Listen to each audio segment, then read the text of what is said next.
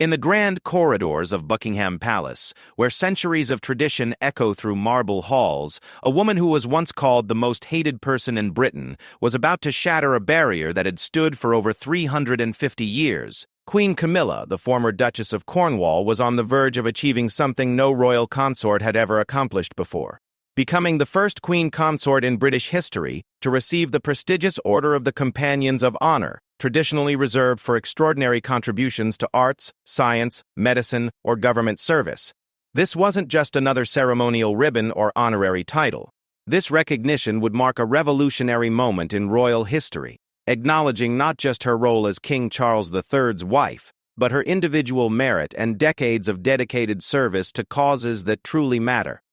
From a woman who faced relentless public scrutiny in comparison to beloved Princess Diana, to someone who quietly revolutionized how royalty approaches domestic violence, literacy, and animal welfare, Camilla's journey to this historic honor reveals a story of resilience, transformation, and unexpected triumph that defied every prediction made about her future. The question that captivated the nation wasn't whether she deserved this honor, but how someone who started as one of the most controversial figures in modern royal history managed to earn such unprecedented recognition. The answer lies in a remarkable transformation that began long before she wore a crown, in the quiet moments when cameras weren't rolling, and in the lives she touched when no one was keeping score. The year was 1970 when Camilla Rosemary Shand first met Prince Charles at a polo match. She was 23, confident, and refreshingly down-to-earth compared to the carefully polished debutantes who usually caught royal attention. Their first conversation reportedly began with her mentioning that her great-grandmother had been the mistress of his great-great-grandfather, King Edward VII. It was the kind of bold, historically aware humor that would define their relationship for decades to come. But this story doesn't begin with romance. It begins with a young woman who had already shown signs of the quiet determination that would later earn her unprecedented recognition. Born into a family with military traditions, Camilla grew up understanding duty, service, and the importance of putting others before oneself. Her father, Major Bruce Shand, was a decorated war hero who instilled in his daughter a sense of responsibility that went far beyond social expectations. During her early years, long before royal titles entered the picture, Camilla was already displaying the characteristics that would eventually make her historic achievement possible. She volunteered at local charities, showed genuine interest in social causes, and possessed an unusual ability to connect with people from all walks of life. Friends from her youth remember a woman who was equally comfortable chatting with stable hands and socialites, who never put on airs, and who had a genuine curiosity about other people's lives and struggles. When Charles was sent away for naval service, their romantic relationship paused, and Camilla married Andrew Parker Bowles in 1973. For the next several years, she focused on raising her two children, Tom and Laura, while maintaining her involvement in various charitable activities. This period, often overlooked in royal narratives, was crucial to understanding the woman who would later make history. She wasn't waiting in the wings for a prince. She was building a life of purpose and meaning. During the 1980s and 1990s, while tabloid headlines painted her as a villain in the fairy tale marriage of Charles and Diana, Camilla was quietly developing her understanding of social issues that would later become her life's work. She began volunteering with organizations that helped women in crisis situations, particularly those dealing with domestic violence. This wasn't for publicity. In fact, she went to great lengths to keep these activities private, understanding that any association with her might actually harm the causes she wanted to help. Her work with Safe Lives, an organization dedicated to ending domestic abuse, began during this period. She would arrive at shelters without fanfare, often using side entrances to avoid drawing attention. Staff members recall a woman who would sit for hours listening to survivors' stories, offering comfort without judgment, and asking thoughtful questions about how services could be improved. She had a particular gift for making traumatized women feel safe and heard, a skill that couldn't be taught or faked.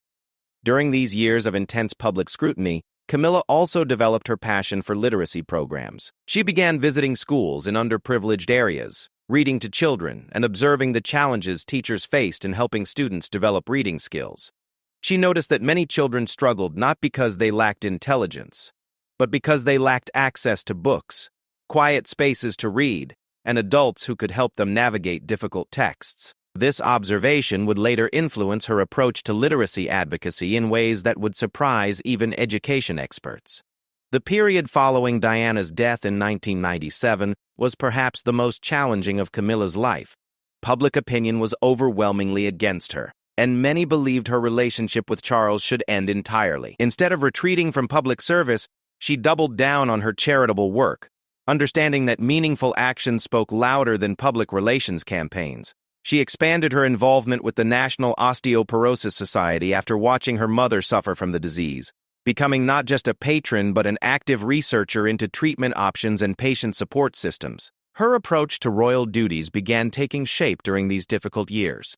Unlike traditional royal patronages, which often involved ceremonial appearances and fundraising galas, Camilla preferred hands-on involvement. She would spend entire days at osteoporosis clinics observing treatment protocols and talking with patients about their experiences. She attended medical conferences, read research papers, and developed relationships with leading specialists in the field. This wasn't typical royal behavior, and it caught many by surprise. When Camilla and Charles finally married in 2005, she brought to her new role a deep understanding of social issues that few royal consorts had ever possessed. Her wedding day was notably modest by royal standards, reflecting her preference for substance over spectacle. The ceremony itself was small, but the commitment she made extended far beyond her marriage vows. She was committing to a life of service that would be measured not in ribbon cuttings and state dinners, but in lives changed and problems solved. Her first major initiative as Duchess of Cornwall focused on domestic violence awareness. Working with police departments across the UK, she helped develop new training programs for officers responding to domestic abuse calls. Her approach was revolutionary. Instead of simply lending her name to campaigns, she immersed herself in understanding the complexities of the issue. She rode along with police on domestic violence calls, observed court proceedings, and spent time in safe houses learning about the psychological impact of abuse. The early years of her marriage to Charles were marked by careful, strategic service. She understood that every action would be scrutinized, every initiative questioned. Rather than seeking high-profile victories, she focused on building trust within the organizations she supported. Charity workers began to speak of the Camilla effect, the way her involvement brought not just funding and attention, but genuine expertise and long-term commitment to causes. Her work with literacy programs evolved during this period into something truly innovative. Instead of simply promoting reading in general terms, she began focusing on specific populations who faced unique barriers to literacy. She developed programs for prisoners, recognizing that many inmates had never learned to read properly, and that literacy could be a crucial factor in successful rehabilitation. She worked with adult education centers to create reading programs specifically designed for people with learning disabilities. Her approach was always practical, always focused on results rather than recognition. By 2010, Camilla had established herself as a working royal whose contributions went far beyond ceremonial duties. She had become a trusted voice in discussions about domestic violence policy, a knowledgeable advocate for osteoporosis research, and an innovative force in literacy education. But perhaps more importantly, she had proven that it was possible to transform public perception through consistent, meaningful action. The woman who had once been seen as a threat to the monarchy was becoming one of its most effective ambassadors. The foundation for her historic achievement was being laid during these years, through thousands of small actions, quiet conversations, and genuine connections with people whose lives had been touched by the issues she championed. She was building not just a reputation, but a body of work that would eventually merit recognition on its own terms, separate from her royal status and independent of her relationship with the future king. The decade of the 2010s marked a profound transformation in both Camilla's approach to royal duties and public perception of her contributions. This was the period when her careful groundwork began yielding tangible results, when her understanding of complex social issues translated into innovative solutions, and when the British public began to recognize that they had fundamentally misunderstood the woman who would become their queen. The transformation began with her revolutionary approach to domestic violence advocacy. In 2011, Camilla made a decision that shocked royal protocol experts. She would begin visiting domestic violence courts to observe proceedings firsthand. This wasn't a ceremonial appearance or a photo opportunity. She sat quietly in court galleries, watching as victims testified, observing how the legal system handled these sensitive cases, and identifying gaps in support services. Her presence had an unexpected effect. Court officials reported that her attendance seemed to encourage victims to speak more openly, knowing that someone in a position of influence was witnessing their struggles. These court visits led to one of her most significant contributions to British law enforcement. Working with senior police officials, Camilla helped develop new protocols for handling domestic violence cases. Her insights, gained from years of working with survivors, proved invaluable in creating procedures that were both more effective and more sensitive to victims' needs. The Camilla protocols, as they became known informally within police circles, included specialized training for officers, improved evidence collection methods, and new approaches to victim support that reduced re-traumatization during the legal process. Her literacy work was evolving in equally innovative directions. Recognizing that traditional literacy programs often failed to reach the most vulnerable populations, Camilla began developing targeted initiatives for specific groups. Her prison literacy program, launched in 2012, was based on a simple but revolutionary premise. Many inmates had never experienced the pleasure of reading for enjoyment. Working with prison educators, she created programs that paired classic literature with practical life skills training, helping inmates develop both reading abilities and emotional intelligence. The program's success exceeded all expectations. Recidivism rates among participants dropped significantly, and many former inmates credited the reading program with giving them tools to process their experiences and make better choices. One particularly moving testimony came from a former gang member who discovered poetry during his incarceration and later became a published author and youth counselor. Camilla maintained correspondence with many program graduates, offering encouragement and practical support as they rebuilt their lives. Her work with the National Osteoporosis Society during this period demonstrated her ability to translate personal experience into policy change. After watching her mother struggle with the disease, Camilla had educated herself extensively about osteoporosis research, treatment options, and patient advocacy.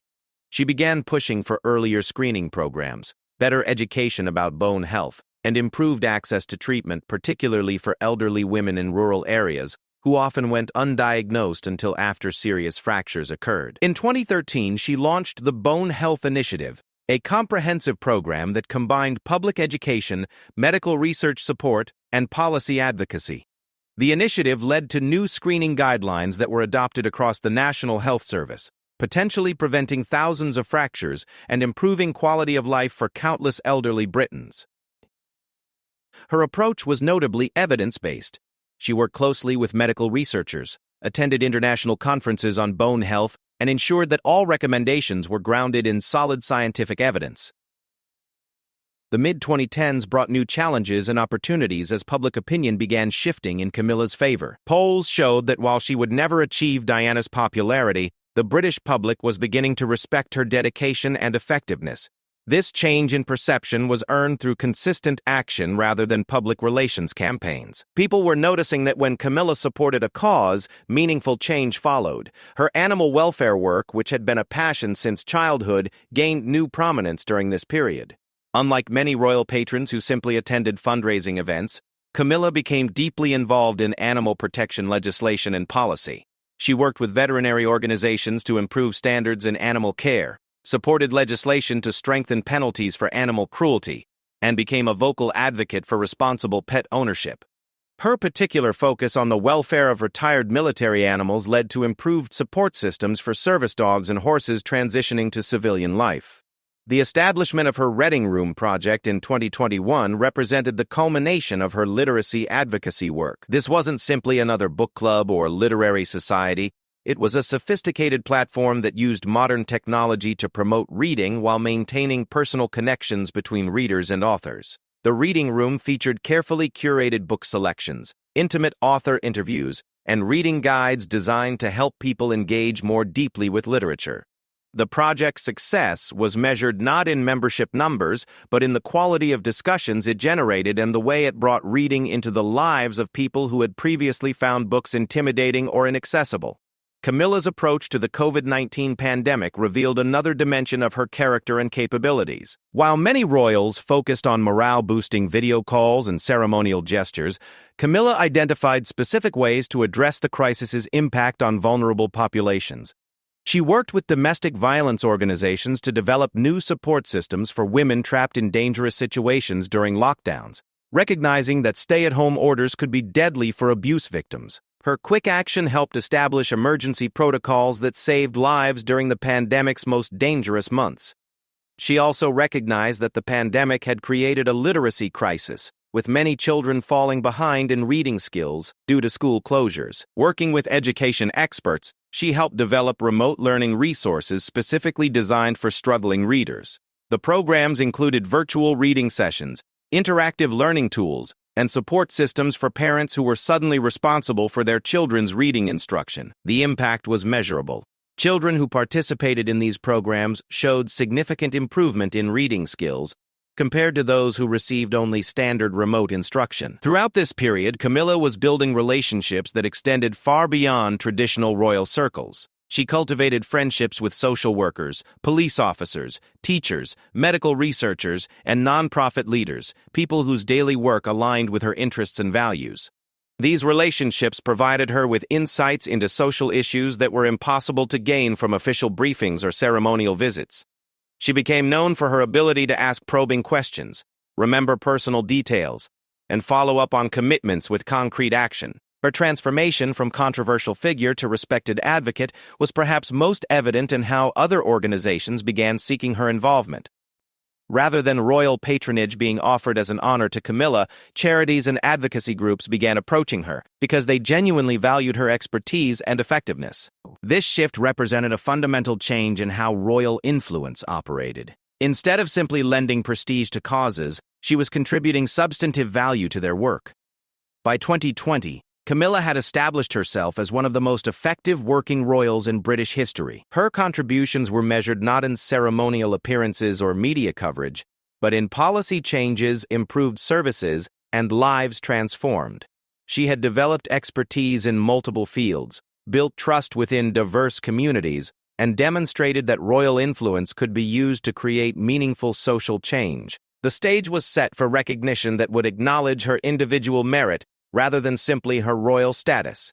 The woman who had once been defined entirely by her relationship with Prince Charles had become a formidable advocate, policy influencer, and social innovator in her own right. Her work was increasingly cited by academics, referenced by policymakers, and replicated by other organizations. The foundation for her historic achievement was no longer just being laid, it was becoming visible to anyone who looked beyond royal gossip to examine the substance of her contributions to British society.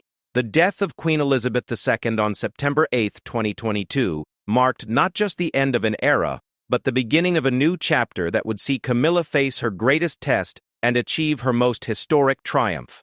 As Charles ascended to the throne, Camilla automatically became Queen Consort, a title that carried immense symbolic weight, but also provided her with an unprecedented platform to expand her already substantial impact on British society. The transition period revealed the depth of preparation Camilla had undergone during her years as Duchess of Cornwall. Unlike previous royal consorts who had learned their roles through trial and error, Camilla brought 15 years of experience, established relationships, and proven effectiveness to her new position. Her first official acts as Queen Consort demonstrated that she intended to use her elevated status not for personal glory, but as a tool for amplifying the causes she had championed for decades. Her coronation in May 2023 was a moment that surprised many observers with its emotional resonance. The woman who had once been booed in public was now receiving genuine applause from crowds who had come to appreciate her dedication and authenticity. The ceremony itself reflected her values. While maintaining appropriate royal tradition, it included elements that acknowledged the social issues she championed. Representatives from domestic violence shelters, literacy programs, and medical research organizations were among the honored guests, symbolizing her commitment to keeping real-world concerns at the center of royal attention. The months following the coronation saw Camilla leverage her new position to address some of Britain's most pressing social challenges. Her first major initiative as Queen was the launch of the Royal Commission on Domestic Violence. a comprehensive examination of how British institutions, from police departments to courts to social services, could better protect victims and prevent abuse. This wasn't merely another royal inquiry destined to produce reports that would gather dust on government shelves. Camilla's commission was different because it was grounded in her years of hands-on experience and backed by her established credibility within the domestic violence advocacy community. The commission's work was revolutionary in its approach. Instead of relying solely on expert testimony and statistical analysis, it included extensive input from survivors, frontline workers, and community leaders. Camilla personally conducted interviews with dozens of domestic violence survivors, many of whom had never spoken publicly about their experiences. Her ability to create safe spaces for these conversations, developed through years of shelter visits and support work, proved invaluable in gathering insights that had never before been available to policymakers. The Commission's recommendations, published in early 2024, led to the most comprehensive domestic violence legislation in British history. The new laws included mandatory training for all police officers, specialized courts for domestic violence cases, increased funding for shelters and support services, and new legal protections for victims. Perhaps most importantly, the legislation included provisions for regular review and updating based on ongoing research and survivor feedback, ensuring that the reforms would continue evolving to meet changing needs. Camilla's literacy work reached new heights during this period as well. Her reading room project had grown into a global phenomenon, with international chapters and partnerships with libraries and schools worldwide. But her most significant contribution to literacy came through her work on educational policy within the UK. She had observed that traditional approaches to reading instruction often failed children from disadvantaged backgrounds, and she was determined to address this systemic problem. Working with education researchers and experienced teachers, Camilla helped develop new curricula that integrated social-emotional learning with literacy instruction. The programs recognized that many struggling readers faced challenges that extended far beyond decoding letters and words. They needed support in processing emotions, building confidence, and seeing themselves as capable learners. The Whole Child Reading Initiative, as it became known, was piloted in schools across England with remarkable results. Children who had been labeled as slow learners or learning disabled often flourished when given instruction that addressed their emotional and social needs alongside their academic development. The success of these educational programs caught the attention of international education experts. Delegations from other countries began visiting British schools to observe the methods Camilla had helped develop. Her influence on education policy was becoming a matter of global interest, with educators around the world adapting her approaches to their own contexts.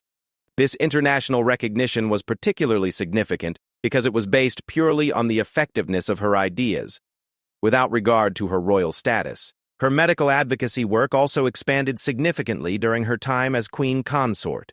The Bone Health Initiative had evolved into a comprehensive approach to healthy aging that addressed not just osteoporosis, but the full range of health challenges facing elderly populations. Working with geriatricians, physical therapists, and public health experts, Camilla developed programs that helped older adults maintain independence longer while ensuring they received appropriate support when needed.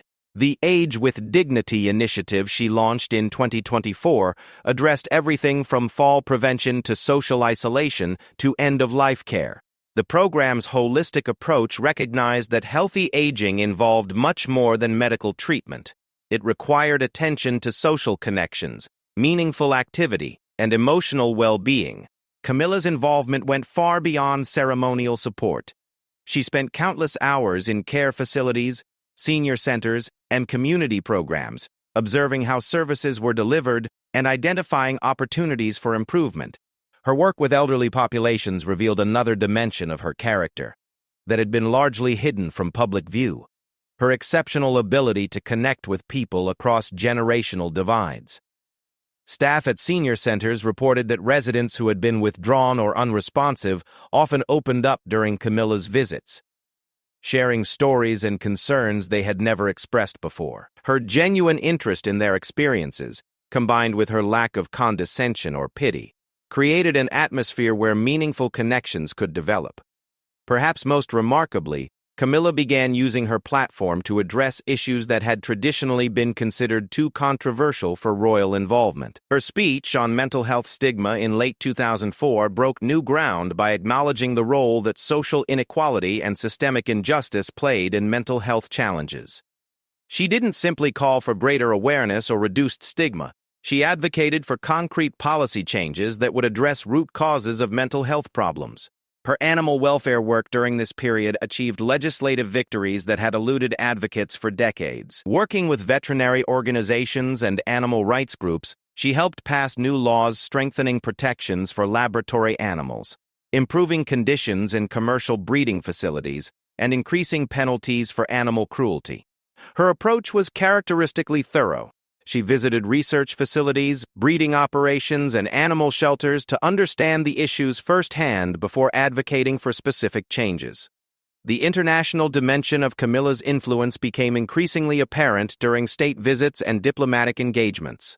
Foreign leaders began requesting private meetings with her to discuss social policy issues, recognizing that her expertise extended far beyond ceremonial knowledge. Her conversations with international leaders often focused on practical strategies for addressing domestic violence, improving literacy rates, and supporting vulnerable populations, topics that had never before been regular subjects of royal diplomacy. By early 2025, it was clear that Camilla had fundamentally redefined what it meant to be queen consort. Previous consorts had been expected to support their husbands and engage in charitable work, but none had achieved the level of policy influence and social impact that characterized her reign. She had become a trusted advisor to government ministers, a respected voice in academic circles, and a powerful advocate for populations that had historically lacked royal attention. The recognition of her contributions was coming from sources that had nothing to do with royal protocol or traditional honors. Medical journals published articles citing her contributions to public health policy. Education researchers referenced her innovations in literacy instruction. Law enforcement organizations credited her with improvements in domestic violence response. These acknowledgments were based purely on merit, reflecting the substantive value of her work rather than deference to her position. As 2025 progressed, speculation began mounting about potential recognition for Camilla's individual achievements. Her transformation from controversial figure to respected social innovator was now complete, but the full significance of her contributions was only beginning to be understood. The stage was set for an honor that would acknowledge not just her service as queen consort, but her exceptional contributions to British society as an individual advocate, policy innovator, and social reformer. The morning of March 15, 2025 began like any other for Queen Camilla, with a breakfast meeting at Clarence House to discuss the expansion of literacy programs in rural communities. She was reviewing proposals for mobile library services when her private secretary entered with a message that would change the course of royal history. The Prime Minister's office had called to inform her that she was being considered for the Order of the Companions of Honor, an award that had never before been granted to a reigning queen consort. The Order of the Companions of Honor, established in 1917 by King George V, was designed to recognize exceptional service in the arts, literature, music, science, politics, industry, or religion. Limited to just 65 members at any time, it was considered one of the most prestigious honors in the British system, ranking just below a knighthood in precedence, but carrying perhaps even greater respect due to its exclusivity and the caliber of its recipients. Previous honorees included Winston Churchill, Stephen Hawking, David Attenborough, and Margaret Thatcher, individuals whose contributions had fundamentally shaped British society and culture. The consideration of Camilla for this honor was unprecedented for several reasons. No queen consort had ever received the award, partly because their roles had traditionally been seen as supportive rather than independently meritorious. Moreover, the award was typically granted for lifetime achievement to individuals in the later stages of distinguished careers. At 77, Camilla certainly qualified on age, but the nature of her contributions challenged conventional categories. She wasn't primarily an artist, scientist, or politician in the traditional sense, yet her work had influenced all these fields. The deliberation process, which typically remained confidential, became the subject of intense speculation in both media and academic circles. Members of the order were consulted about the precedent-setting nomination, with particular attention paid to whether royal status should disqualify someone from consideration. The debates revealed the complexity of evaluating Camilla's contributions. Her royal position had certainly provided her with platforms and opportunities unavailable to ordinary citizens, but the substance of her work stood on its own merits. Support for her nomination came from unexpected quarters. The British Medical Association issued a statement highlighting her contributions to public health policy, particularly in the areas of bone health and domestic violence prevention. The National Education Union praised her innovations in literacy instruction and her advocacy for disadvantaged students. The Association of Chief Police Officers credited her with improving domestic violence response protocols that had saved countless lives.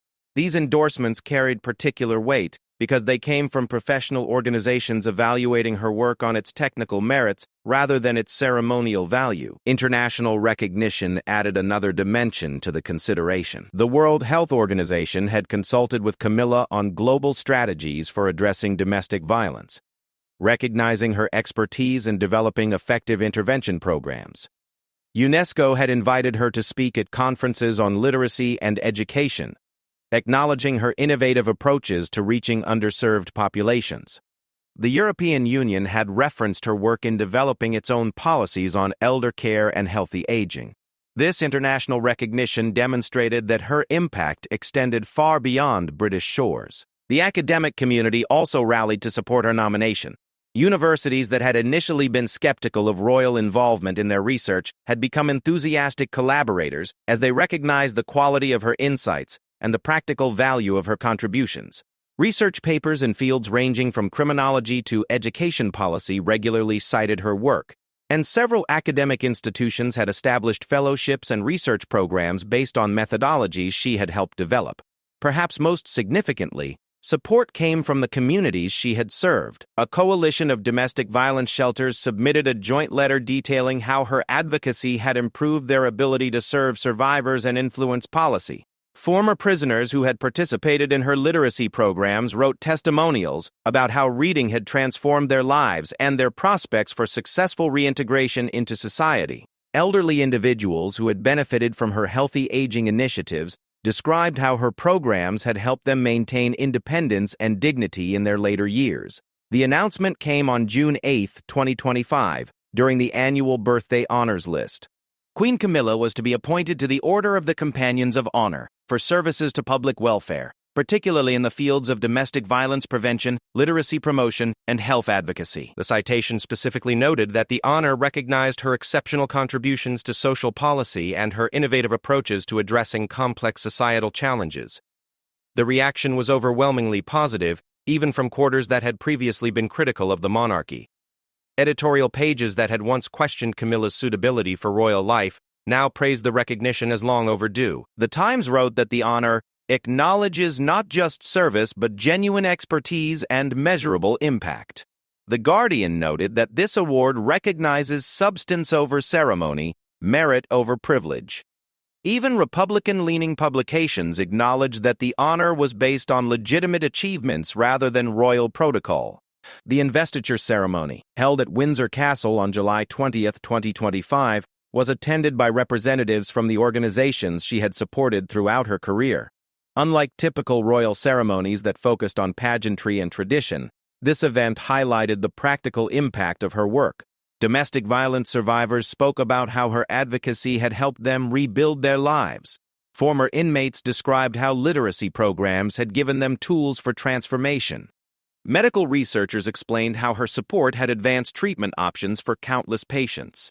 The ceremony's most moving moment came when a young woman named Sarah, who had escaped an abusive relationship, with help from programs Camilla had supported, presented her with a letter signed by hundreds of survivors. The letter thanked her not just for her advocacy, but for her willingness to listen to their stories, respect their experiences, and translate their insights into policy changes. Sarah's voice broke as she read, "You didn't just support our cause, you learned from us, and that made all the difference." The international response to Camilla's recognition was equally significant. Leaders from around the world congratulated her on the honor, with many specifically noting the global influence of her work. The President of France praised her contributions to international cooperation on domestic violence prevention. The Chancellor of Germany highlighted her role in developing educational exchanges that had improved literacy programs across Europe. The Prime Minister of Canada credited her with inspiring similar initiatives in Commonwealth countries. Academic institutions responded to the honor by establishing new research programs and endowments in areas she had championed. The University of Cambridge announced a new Center for Domestic Violence Research that would bear her name. Oxford established a fellowship program for educators working with disadvantaged populations. The London School of Economics created a lecture series on evidence-based social policy, recognizing her commitment to grounding advocacy in solid research. The award also prompted a broader conversation about the role of the monarchy in contemporary society. Political scientists noted that Camilla's recognition represented a new model of royal influence, one based on expertise and effectiveness, rather than tradition and ceremony. Her approach suggested that the monarchy could remain relevant by focusing on substantive contributions to society rather than simply maintaining historical continuity. Looking back on the journey that led to this historic recognition, several factors stood out as crucial to Camilla's transformation and success. Her willingness to engage with difficult issues that other royals avoided had set her apart from the beginning. Her commitment to understanding problems deeply before attempting to solve them had earned her credibility with experts and communities alike. Her focus on measurable outcomes rather than symbolic gestures had demonstrated that royal influence could create real change when properly applied. Perhaps most importantly, her recognition of the limitations of traditional charity work had led her to develop new approaches that addressed root causes rather than just symptoms. Instead of simply funding existing programs, she had worked to improve them. Instead of just raising awareness about problems, she had helped develop solutions. Instead of maintaining distance from controversial issues, she had engaged with them directly and thoughtfully. The Order of the Companions of Honor represented more than personal recognition for Queen Camilla. It marked a fundamental shift in how society viewed the potential contributions of royal figures. By earning recognition based purely on merit, she had proven that privilege could be transformed into purpose, that platform could be converted into progress, and that even the most controversial figures could achieve redemption through dedicated service to others. As she wore the insignia of the order for the first time, Camilla represented something unprecedented in royal history.